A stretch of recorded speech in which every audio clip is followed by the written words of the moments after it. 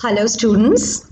I'm Dr. Shayanti Talwar, and I welcome you to this session, which is going to be on mobile assisted language learning. So, first, let us try and understand the aims of mobile assisted language learning, also known as MALL or MALL. So, MALL is intended to enable long distance and remote learning, as in, even if the student is not present in the classroom, they can still avail of education, they can still avail of lessons wherever they are, even if it's not a formal classroom setting. Since most of the lessons and the study material and all of that is made available on the mobile phone, it is also intended to economize the learning process. So perhaps saving on time, which is required to commute to the place where education is being imparted. So, if the student doesn't have to spend time traveling, doesn't have to spend money traveling, and can instead access education or knowledge through the phone or formal lessons through phone, then the student ends up saving money, and that is what we mean by economizing learning. That is to make learning more affordable. Also, intends to cater to different learning needs. Now, what do we mean by different learning needs? Every student comes up with their own learning need, right? Depending on their background, their environment, what they are comfortable doing. In the context of English, let us say that someone is a first generation speaker of the language. English is not used in the family or in the neighborhood, so they would require a different kind of learning approach. So in a mobile assisted language learning system, all of this can be facilitated because the courses can be customized is where you keep different needs and different learner types in mind. So they can be tailor made or they can be customized to suit the learner's needs.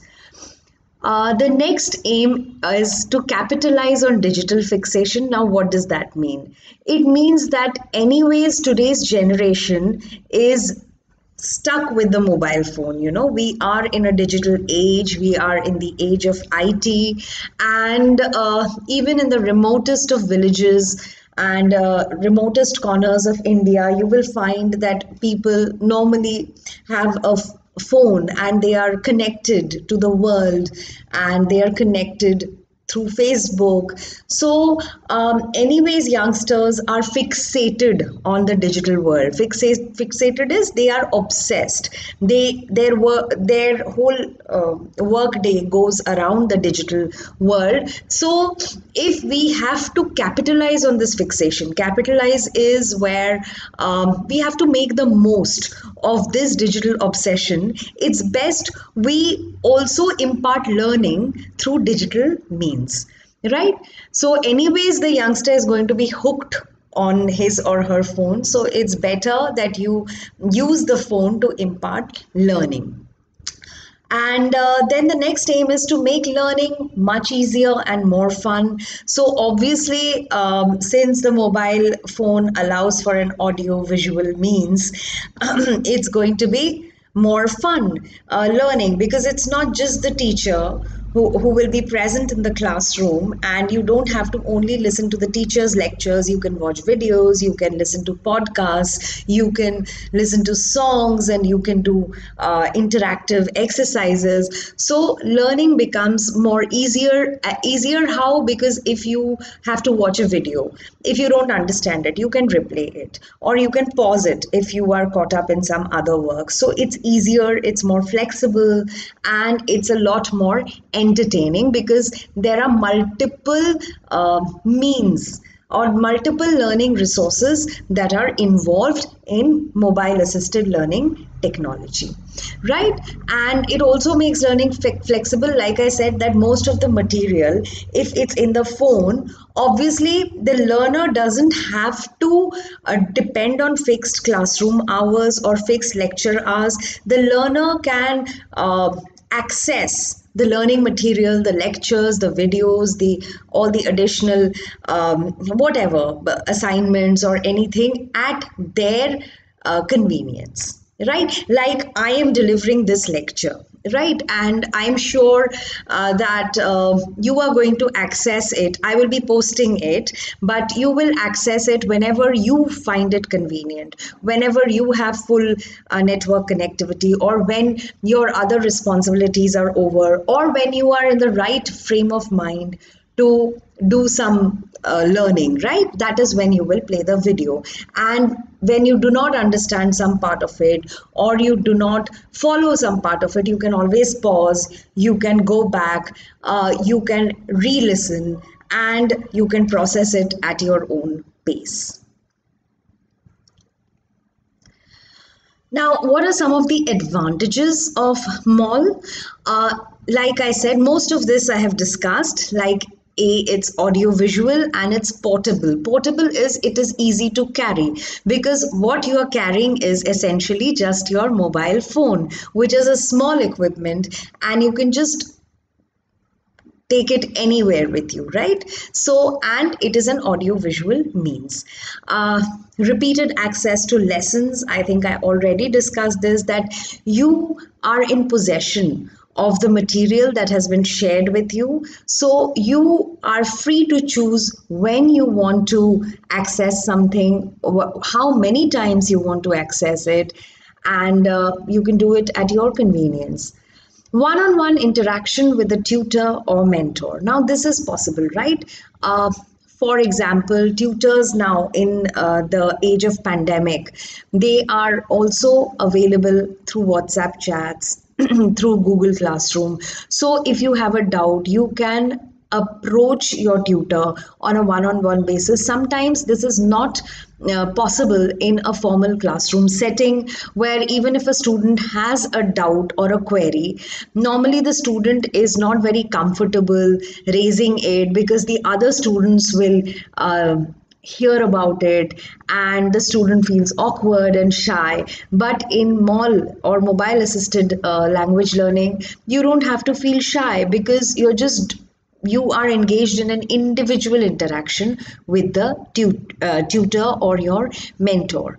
So that facility is enabled through MAL. If you are accessing vocabulary or pronunciation related apps or games, you can repeatedly access them, which is very good for drilling and for the purpose of practice. Drilling is when we repeat something to memorize it. So normally when it comes to pronunciation or memorizing certain words, drilling is a very good strategy, a very good learning strategy to adopt. We learn our math tables through drilling, I'm sure we all are familiar, and we all remember our kindergarten and our grade 1 and 2, when we would be drilled maths tables. 2 ones are 2, 2 twos are 4, 2 threes are 6. So that is called drilling. So it's extremely beneficial, especially if you're looking at familiarizing yourself with new words, or especially the pronunciation of words. Access to global resources. So you can be sitting in India in a small town or a village, and yet you can listen to a lecture given, say, in London, in Delhi, at Harvard. If it's, say, YouTube has innumerable learning material, infinite learning material, innumerable video lectures. So if you want to access global resources, you can do it through search engines, you can do it through videos on YouTube. And also you are connected to a larger community beyond the confines or the limits of your classroom. That is the benefit of mall, that you do not have to restrict yourself to only your local classmates. And you can have multiple language models depending on whose lessons you choose to take. You can just have so many multiple teachers, multiple lesson models, multiple language models. It all depends on how much time you want to spend and how much learning you want to have through your mobile. More advantages, a specific one would be the GPS facility, which is there for mobile.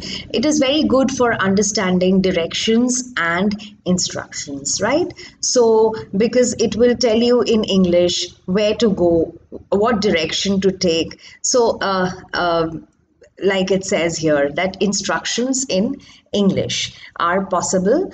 And since you are listening to instructions and directions, you're getting familiar with the language of instructions and directions. Also, with the help of the mobile phone, it enables connectivity. You are well connected.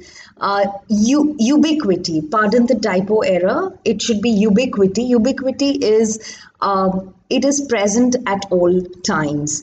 And multiple functionality is where you use one phone for multiple purposes, right? You can access material through search engines. You can download apps like Google Classroom and you can enroll yourself. You can also enroll yourself on open classrooms. You can access videos through YouTube. You can chat with your tutor through WhatsApp. So there are you can build a community on Facebook. So the mobile will offer you multiple functionality. It also allows for critical thinking and note making. Like I said, that if you're listening to a lecture or you are watching a video, you can pause, you can process your thoughts, you can allow yourself to reflect on what you are watching or listening to, and you can start thinking critically, you can make your own notes. All of this is possible, unlike in a normal classroom where you have to keep up with the teacher's pace, so as the teacher speaks, you have to keep taking notes, and sometimes you miss out on something and you can't go back to it. Here you have the video in your possession, you have the lecture in your possession, you have the materials in your possession, so you can process them the way you want to. And since you are, so much of it depends on you, the learner, so much of it has to be done by you at your speed when it is convenient for you, in your comfort zone. Therefore, let us say that mobile assisted language learning allows for learner autonomy. Learner autonomy means learner independence. It allows the learner a lot of independence, a lot of space when it comes to learning the way the learner wants to learn. So some of us would like to listen and learn, some of us like to watch and learn. Mobile gives you all these options. Some of us like to do and learn. So definitely it gives you these options. Storage facilities, you can store data in mobile. You can save videos, audios to playlists, to watch lists, and you always have a reference source when you're using a mobile, and and you can access materials, videos, songs, podcasts that you like through your list of references, which you can store in your mobile phone. Shared network, sometimes if students do not have enough data, you can also have a Wi-Fi and you can share the Wi-Fi, right? You can share your network and thus bring down the cost of learning through the mobile phone. And like I said, it extends the learning environment beyond classroom setting. Obviously, if you are looking at being part of a learning community which is beyond your classroom walls, you can also learn from that community, which means you are expanding your learning environment. And you also have increased learning opportunities through social media.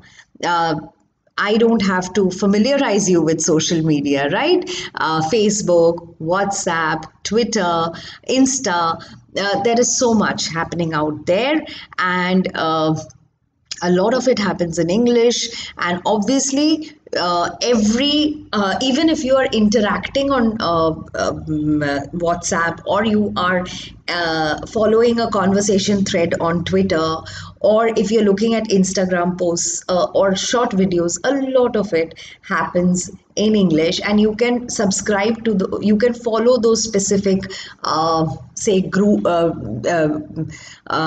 bodies which are say or accounts to have to which have to do with English language, and you can follow and keep updating yourself, because all this is free of cost. You don't have to pay to follow a Twitter account or an Insta account or be part of a Facebook community page. And these are the opportunities that you can exploit on social media to enhance your English. uh, yeah, so what the mobile assisted language learning technology takes into account is learner fit. And what I mean by learner fit is learner characteristics, which I discussed earlier. By learner characteristics, what we mean over here is auditory learner, visual learner, kinesthetic learner. Like I said, some of us like to do it for ourselves and learn in that manner, so it allows you that. Also, there are apps where you can interact with the apps, right? You talk to the app and the app talks back to you, so you are actually participating. And say it's a dialogue in which you're participating, and if you're very conscious of your English, obviously you do not have to be bothered, because you're doing it all alone with the app. So you don't have to bother about other people listening to you or judging you, or trying to assess your English proficiency, and so on and so forth. It takes into account learner background. Like I said, that there are multiple models available. There are a variety of lessons and modules available, and you can decide that, oh, I need to start here because I don't have enough exposure to English. Or maybe you can say, oh, I already know this. Now let me start from the second stage or the third stage. And all of that is possible, right? The third is opportunities. It gives you opportunities to interact depending on what kind of learner you are. So unlike in a formal classroom setting where where usually conventionally what happens is the fastest learners, the ones who grasp very quickly, the ones who are very fast to respond, are the ones who are normally given a chance by the teacher. And the ones who are a little shy, who are a little reserved, who are a little quiet, they don't get an opportunity to speak. But in a mobile assisted learning language technology, you have this opportunity for yourself, and this is also part of the learner fit. And learning window can be considered. So some people can take more time, some people can take less time. How much time you invest, how much time you give to your English learning totally depends on you, right? So it will suit you as per your learning requirements. It will adapt itself. You don't have to so even if you're enrolling for say a 15-hour course online, but those 15 hours, how many times you want to repeat or access the videos, the materials, you can stretch it to 45 hours also, depending on the time you would like to give, right? That is what learner fit means. Now let's look at some of the disadvantages of mobile assisted language learning. So the first problem is bad network. In India, there could be many neighborhoods, many places which have really bad connectivity and internet connection. So yes, this is a shortcoming of MAL, that you need uninterrupted connectivity for it. And it's dependent on technology. So tomorrow, if your mobile phone breaks down, if there's a technical glitch in your handset, then obviously your learning suffers. And sometimes, of course, in the Indian scene, it may not be affordable, as in getting a handset, getting that much of internet data, getting a smartphone could be an expensive affair in India. So, yes, these are the disadvantages. Now let's look at the definition. What is mobile assisted language learning? So it's a kind of consolidation of all that we have discussed so far.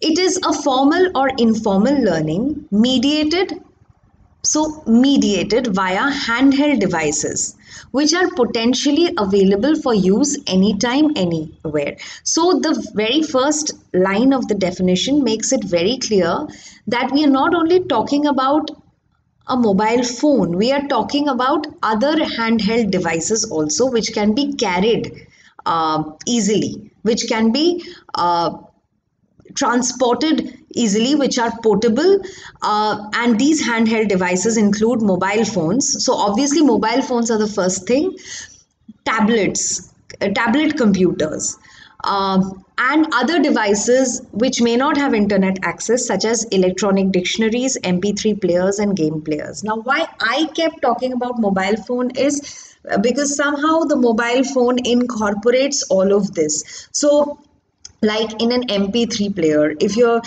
you invest in an mp3 player to listen to podcasts or songs, you can also do that in your mobile phone, right? And tablet computers are more expensive than mobile phones sometimes, so you can, it is wiser to invest in something which is cheaper than something which is more expensive. So but these are nonetheless the other handheld devices. Right. And the gadgets that are used are mobile phones and smartphones, which include the iPhone or the iPad. Then you have iPods, which mean MP3 or MP4 players, right? So they're just for auditory input. And you have PDAs, personal digital assistants like Palm Pilot, BlackBerry, etc. Now, these are some interesting research findings that I want to share with you. People who are working in this area of digital education and digital learning, they conducted this research with groups of learners, and to one learner, they allowed them use of mobile technology, and to the other set of learners, those learners only had access to learning through the internet. So it was seen that the group which was using SMS learned twice as many words as compared to those who were studying using the internet. And the group that was using SMS also scored twice as much compared to those who studied using papers. So conventional books and papers, one set of students were using that, and the other set of students were using mobile phones. So the ones who were using SMSs or mobile phones, when they appeared for the exams, they performed better, not just better, but their marks that they scored were exactly double as what the pen and paper users scored. And also the group that was using mobile phones had a better learning attitude. Okay. Uh, yeah, and then there was an attempt to look at the use of mobile devices on task-based learning, as that is the best way to promote the acquisition of language. What is task-based learning? Task-based learning is simply learning that happens through tasks, where you are given a task, you have to listen to instructions and you have to follow the task. So it is listening for instructions and doing the task. So people who were getting task-based learning lessons on their mobile were performing better, and they were also acquiring the language better. Now, in another study, students were divided into three groups. So one group used personal computers, and they were just restricted to using their email. The second group was given mobile phones, mobile gadgets or phones, and the third was face-to-face speaking. So language by speaking to each other, learning language by speaking to each other.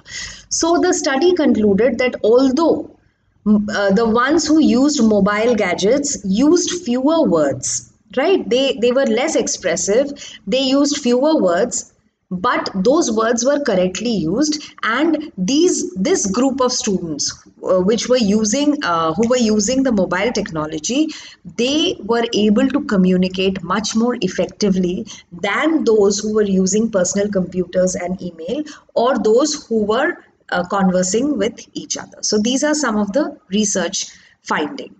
Now, aspects of MAL or mobile assisted language learning, let us see what all it facilitates. So, A is YouTube. Okay, it enables listening and watching, and there are infinite number of videos by specialists, by beginners, by experimentalists. So you take your pick who you want to learn from. Now here in the on the slide you can see my own YouTube channel, English for Undergraduates, and this channel has 300 videos, around 300 videos. So you can just subscribe to this channel. It's totally for free, and you can just take your pick and choose those videos which you think can help you improve your communication skills. Similarly, there will be many more such YouTube channels. If you go through the right search engine and you put the right search words like English language learning or English language lessons or grammar lessons, vocabulary lessons, how to speak effectively, I'm sure you will get a lot of stuff out there, which is out there. So so for example, let's take this YouTube thing.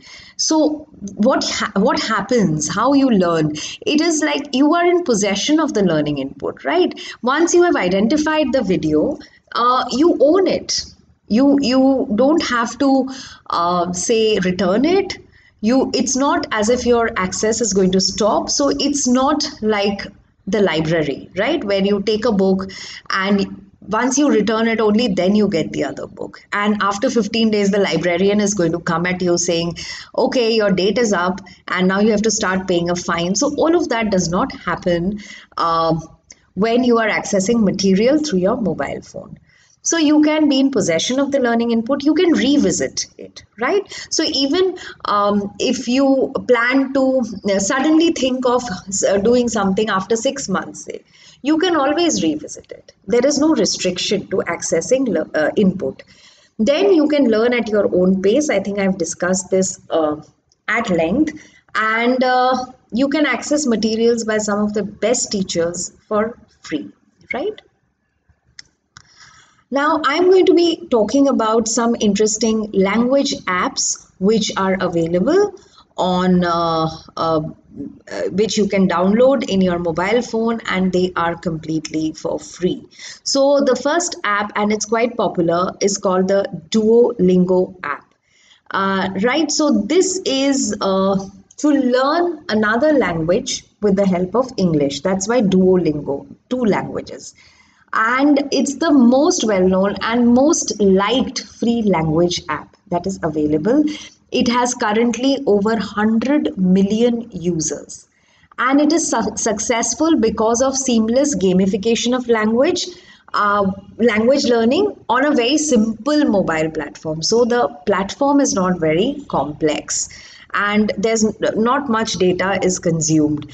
And Duolingo works on the premise that whoever is using it is not a first generation speaker of English, or English is not their mother tongue. So that is how the kind of English that it uses, it is Indians will be very comfortable because almost all Indians, for none of us English is our mother tongue, right? Except for maybe just a minuscule percentage of people.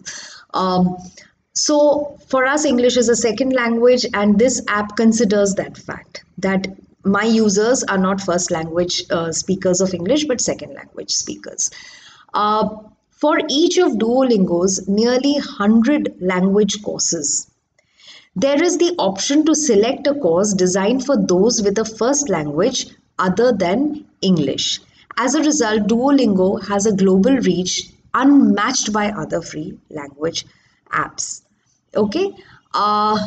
So you also have the option of selecting uh, a course which is designed for you who is a second who uses English as a second language, like I said. Now moving on to the next app, which is called Memrise. Now the free version and the professional or paid version of this app gives you access or makes available the same number of languages, but in the professional version the functionalities are more and some of the functions are less in the free version.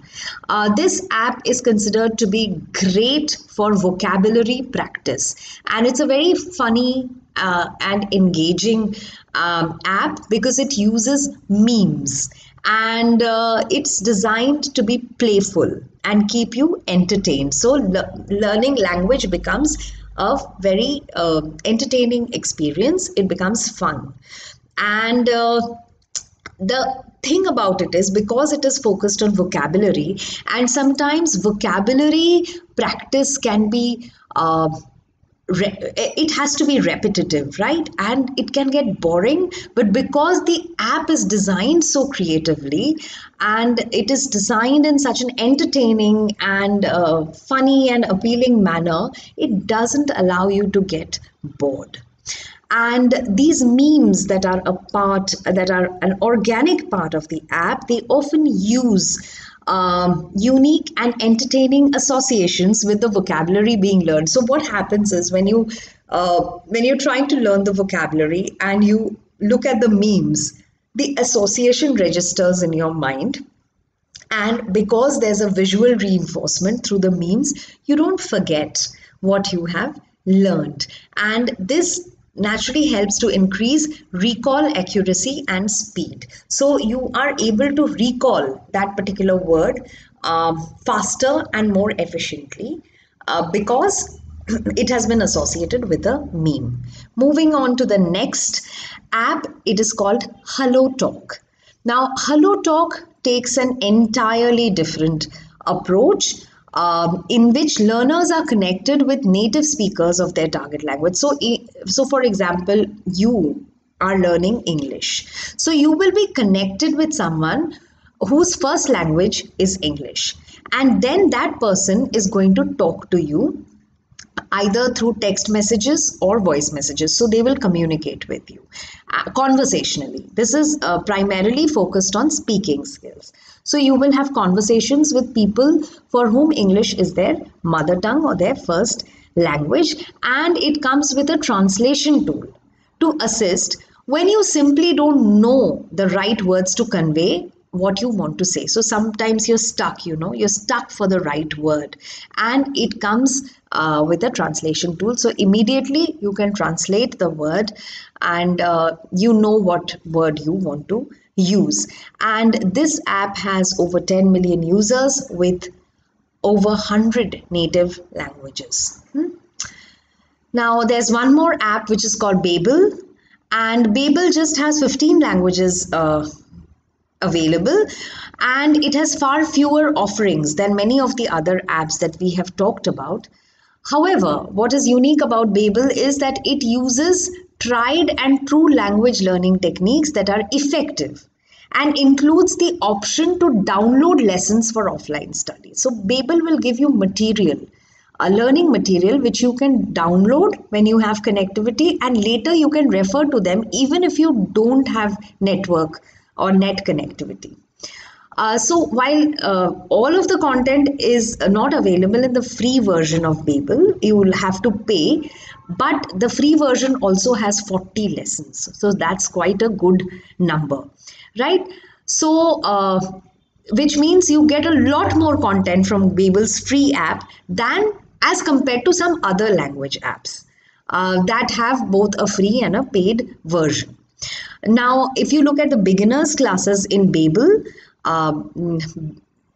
they start with vocabulary building through the use of images and repetition, and then farther in the lesson, as you progress, the vocabulary is used in dialogue and common phrases to provide context. So it starts at the level of the word, and then how you use the word in a phrase or a sentence, and then how you use that sentence in a particular situation. So from word to sentence to situation. That is how this language app functions. As users proficiency increases, that is, if you are using this app, and as your level increases, as your comfort with English increases, as you improve your English, the dialogues and phrases are adapted to increasingly complex or difficult examples, which assist in quickly building conversational skills. So as you improve, the difficulty level also goes up, so that you are adequately exposed to situations where you need to use English in a particular manner. Additionally, this app uses speech recognition to fine tune your spoken language proficiency. So it will guide you as to your pronunciation also, because it has the speech recognition feature, and for speech recognition you need to keep fine tuning, keep correcting your pronunciation, so that the speech recognition software can catch your pronunciation, the words that you are uttering. uh, an app which is my personal favorite, which I have in my phone, which is why I'm sharing it with you, is the Audible app. It's actually great if you are a reader. I don't get time to read as much as listen. So I listen to books, and it's great because I can multitask. So I can just go around, say, if I want to take a walk, if I'm going for a walk in the evening, I put on the Audible app, and I keep listening to books that I have in my library.